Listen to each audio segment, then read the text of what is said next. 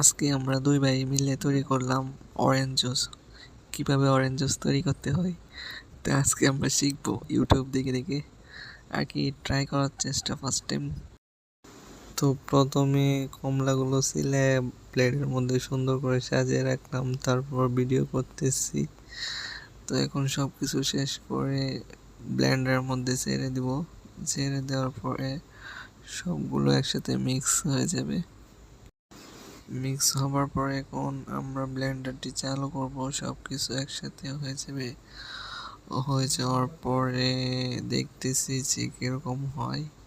Wow, অনেক সুন্দর। তারপর আমরা চিনি, লবণ, কিছু ফ্লেভার দিয়ে আবারও শরবতটি মিশ্রণ করতেছি, কিন্তু দুর্ভাগ্যবশত কমলার বীজগুলো ফালাই নাই। তারপর আমাদের শরবতটা তিতা হয়ে গেছে। এক একজন মুখে দিয়ে বলতেছি, ওয়াও, এত স্বাদ কি!